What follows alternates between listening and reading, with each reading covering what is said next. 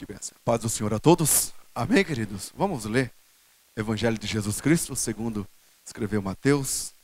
Um texto muito conhecido, capítulo de número 16, a partir do versículo de número 13. Faz um fundinho aí, bem bonito aí, querido. Um piano bem bonito. Mateus, capítulo de número 16, e o versículo de número 13. A igreja encontrou, amém? Chegando Jesus à região de Cesareia de Filipe, interrogou os seus discípulos: quem diz os homens ser o filho do homem? Respondeu-lhe: uns dizem João Batista, outros Elias e outros Jeremias, ou um dos profetas. Perguntou-lhes ele: e vós, quem dizeis que eu sou? Simão Pedro respondeu: tu és o Cristo, o Filho do Deus vivo. Respondeu-lhe Jesus: bem-aventurado és tu, Simão Bar-Jonas, pois não foi a carne e sangue quem te revelou, mas meu Pai que estás nos céus.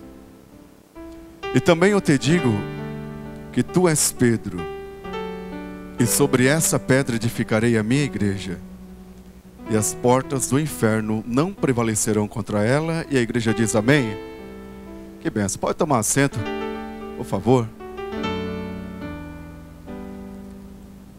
Está muito bom esse lugar, e a gente já pôde se alegrar nessa noite. Cantamos, oramos, já ouvimos uma mensagem poderosa. Mas nós vamos trabalhar um pouco esse texto super conhecido da igreja. Jesus faz duas perguntas, até bem parecidas uma com a outra. Primeiro ele pergunta aos seus discípulos o que os homens diziam de Jesus. Aí começou a resposta, né? Uns dizem que é João Batista, o outro já se levantou e disse: Senhor, eles dizem que o Senhor é Jeremias. O outro disse que é Elias ou outros profetas. Aí Jesus agora pergunta para os discípulos: e vós, o que dizeis que eu sou? Aí Pedro, ele dá a resposta correta: o Senhor é o Cristo, o Filho do Deus vivo. Que resposta, né? Esse nome Cristo, ele é forte, né? Jesus, né? O Deus vivo. Aí Jesus olhou para Pedro e disse: Pedro, isso aí não veio de dentro desse coração, Pedro. Não é coisa sua, Pedro. Isso é revelação.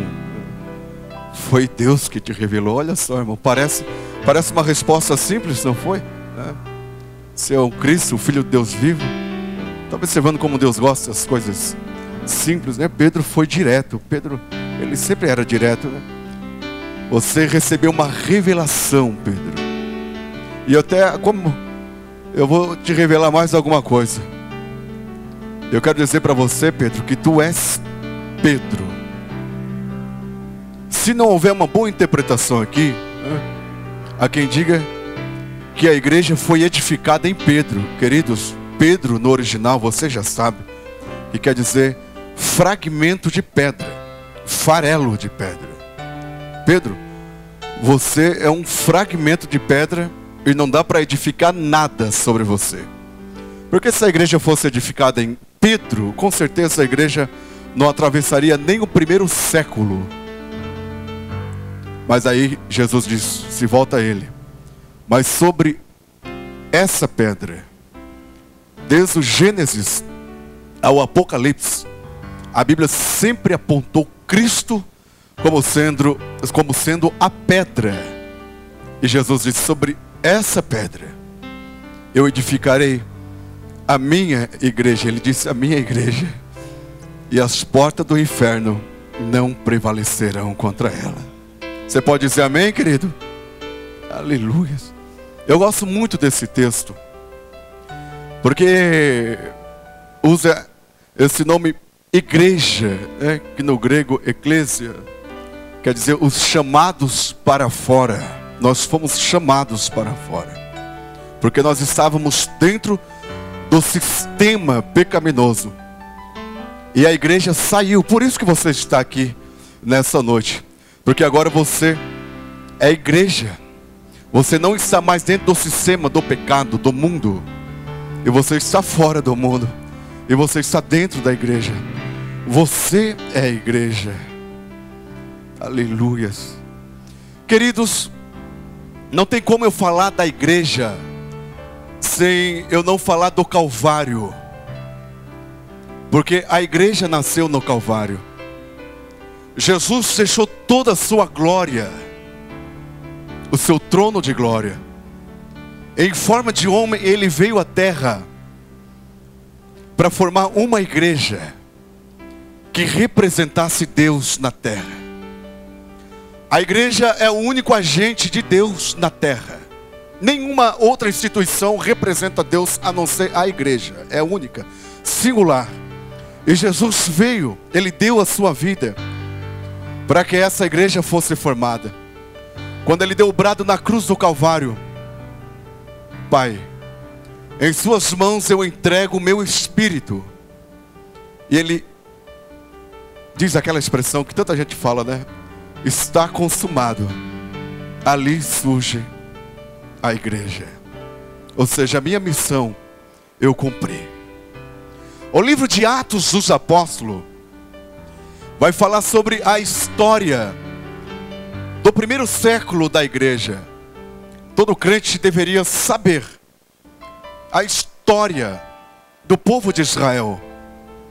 A história da igreja que foi edificada na cruz do Calvário. E também a história da nossa denominação, a Assembleia de Deus. E hoje eu quero falar sobre a história da igreja. O livro de Atos dos Apóstolos, a gente usa essa expressão e está correta.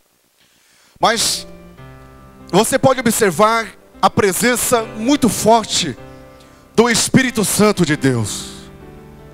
Eu poderia dizer o livro do Atos do Espírito Santo, porque tudo o que aconteceu, todos os milagres, o crescimento da igreja primitiva, tudo aconteceu por causa do Espírito Santo. Quando Cristo sobe aos céus, o Espírito Santo desce para ficar juntamente com a igreja. E você vai ver a história de uma igreja poderosa. Agora eu quero falar de uma marca muito real da igreja primitiva. A igreja primitiva era uma igreja extremamente perseguida. E eu sempre digo que era uma perseguição dupla. Primeiro, porque a igreja primitiva, ela foi perseguida pelo povo judeu, aquele judeu que mataram Cristo, que não aceitaram Cristo. Você lembra da morte de Estevão? Até Saulo de Tarso, antes de ter um encontro com Cristo, ele estava ali naquele momento. Foi uma perseguição ferrenha. Mas a partir do ano 70, depois da morte de Cristo, essa perseguição, ela ficou maior. Porque o Império Romano, o imperador romano, que não se considerava simplesmente um chefe de Estado, mas ele se considerava um Deus. E ele queria ser adorado. E a igreja de Jesus Cristo, os cristãos jamais adoravam um outro, a não ser Jesus Cristo, a não ser Deus. E agora ele se declara inimigo do cristianismo. Aí, meus irmãos, a história vai falar de uma grande matança. Pessoas sendo decapitadas, pessoas sendo queimadas. Aí de repente você esteja pensando assim: então quer dizer que pessoas sendo queimadas, pessoas sendo decapitadas, pessoas sendo mortas, a igreja desapareceu? É aí que a gente se engana. Foi a época que a igreja mais expandiu. Foi a época que a igreja cresceu. Aleluias. A perseguição trouxe um crescimento para a igreja. Até então eles estavam ali concentrados em Jerusalém. Até porque a ordem de Jesus era para que eles ficassem em Jerusalém, até que do alto eles fossem revestidos de poder. Aí a perseguição, ela deu uma grande mão para o crescimento da igreja, porque ela fez isso aqui, ó, saltou crente para tudo quanto é lado. A grande diferença é que eles foram com uma chama ardente no coração. Por exemplo, Filipe se instalou em Samaria, e chega agora em Samaria um diácono, responsável pela assistência social, mas cheio do Espírito Santo de Deus. E agora, enquanto em Jerusalém ele só fazia o trabalho social, agora em Samaria ele é pastor e pregador de grandes multidões. E a Bíblia vai dizer que grandes milagres aconteciam quando Filipe pregava o Evangelho de Jesus. Perseguição nunca parou a igreja. Eu lembro quando eu era criança, lá no bairro São Sebastião. Lembro-me muito bem, eu era criança de aproximadamente 4 a 5 anos de idade. E nós fomos fazer um culto ao ar livre lá no bairro São Defende. E eu lembro muito bem que no meio daquele culto começou a chover pedra. Não pedra, mas pedra que o pessoal começaram a jogar. E eram pedras grandes. E eu lembro muito bem que o irmão que estava dirigindo aquele culto, ele disse assim: irmãos, não se preocupe, porque a mão de Deus está sobre nós. E eu lembro muito bem que as pedras rolavam-se nos nossos pés e não atingiu ninguém. E quanto mais eles jogavam pedra, mais aquela cantalhada dava glória a Deus e aleluia. Quando eu estava no interior, eu lembro daquele pão de massa sovada. E quanto mais sovava aquele pão, mais o pão crescia. A igreja era assim, viu? A igreja é assim.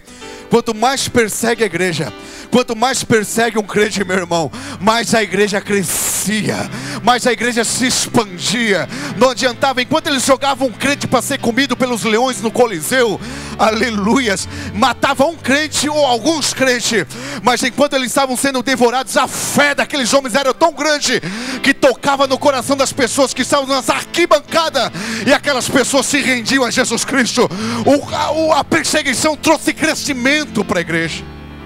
Uma igreja perseguida, mas uma igreja que cresceu, uma igreja que expandiu-se, uma igreja poderosa. E eu quero falar de algumas características que sustentava a igreja do primeiro século. Eu queria que você lesse comigo agora livro de Atos dos Apóstolos. Abre a sua Bíblia, por favor, no capítulo de número 1 e no versículo de número 14. Atos, capítulo de número 1 e versículo 14. Está aqui uma grande característica. Todos esses perseveravam unanimemente em oração e súplicas com as mulheres e Maria, mãe de Jesus, e com seus irmãos. Queridos, uma marca muito forte da igreja sempre foi a oração. É impossível eu falar de igreja sem falar de oração. Você vai ver, olha aqui para mim, em todo o livro de Atos dos Apóstolos, muito forte essa expressão oração. Os crentes, eles não simplesmente oravam, mas eles iam um pouco além. Eles perseveravam unanimemente. Era unanimidade, todos. Não era simplesmente o pastor da igreja. Obviamente que o pastor era o exemplo da oração, mas não era simplesmente a dirigente do círculo de oração. Não era simplesmente as mulheres, mas todos, quando fala de todos, era desde o pastor até o porteiro da igreja, as crianças, adolescentes, jovens, os músicos, os levitas da igreja. Eles viviam na prática da oração. Parece que eu vejo quando alguém aceitava Jesus, procurava o pastor Pedro, o pastor Paulo, ou qualquer um dos outros apóstolos, e dizia assim: eu sou cristão agora, e eu quero me batizar, eu quero ser discipulado. Parece que eu vejo, deixa o pregador pensar um pouco. Mas que eu vejo Pedro dizendo assim: você tem certeza, meu filho, que você quer ser cristão? Tenho certeza. Você sabe que você está correndo risco de morte. Eu sei disso. Mas tem uma chama muito forte no meu coração. Eu quero defender a bandeira do Evangelho. Aí Pedro chegava assim, bem no ouvidinho, e dizia assim, ó: para permanecer aqui nessa igreja, nunca se esqueça disso. Você vai ter que ser um homem ou uma mulher de oração. Aleluias. Oração. Eles oravam. O culto, no domingo, eles iam chegando, queridos. Até porque eles tinham ciência que eles estavam chegando num lugar chamado casa de oração, e não casa de encontros. Eles já iam orando. Quando alguém vinha contar alguma coisa, comprei um vestido de bolinha, comprei. Minha irmã, se eu quisesse conversar com você, eu iria lá na sua casa. Eu vim na casa de oração. Eu vou tocar hoje na orquestra. Como que eu vou conseguir tocar se eu não orar? Sou pregador da noite, sou crente, vou cantar no coral. Como que eu vou cantar sem orar? Sou cristão. É impossível eu me relacionar com alguém, queridos, sem que haja um diálogo. É impossível. Você já viu um moço que casou com uma moça sem nunca conversarem? Mesmo que eles tenham deficiência, mas por sinais, de alguma forma eles têm que conversar. Esse diálogo da oração. Desde criança eu aprendi que a oração é a respiração da alma. E quem não ora morre. Aleluias. Agora deixa eu perguntar para você. Parece tão simples orar, mas ao mesmo tempo que parece ser simples, não é simples, não é fácil orar. Porque sempre que você... É fácil, meu irmão, você ir ao shopping, não tem nenhum problema em ir ao shopping. É fácil você fazer tudo quanto é outra coisa. Agora, quando a gente vai orar é difícil. Porque quando você vai orar, se levanta todos os demônios do inferno para impedir a sua oração. Porque o diabo sabe que se você orar, você vai ser um crente forte, você vai ser um crente firme, você vai ser um crente poderoso, você vai conhecer Deus na sua essência. E tudo que o diabo quer que você seja uma pessoa raquítica, anêmica. Aleluias. Já observou, meu irmão, que a gente chega na igreja mesmo sabendo que é casa de oração, mas a gente tem dificuldade de orar? É o diabo. Eu sempre digo uma coisa: o diabo fez de tudo para você não vir aqui essa noite, mas você veio. De repente veio meio de rastro, mas veio. Mas ele nunca se dá por vencido. Aí ele vai fazer de tudo para você não sentir nada aqui essa noite. Ele vai fazer de tudo para você não orar, para você não adorar a Deus. Aí você não vai receber nada. Quando você colocar os seus pés ali fora, ele vai te dizer assim: eu disse que não era para você vir. O que adiantou você vir? O que adianta você ser crente? Por que não ficou em casa? Aleluia. Faça um propósito. Eu tenho pedido para Deus: Senhor, coloca no meu coração desejo de orar. Quando você não tiver desejo de orar, ore e peça para Deus: Senhor, coloca desejo de orar. Músicos, diga assim: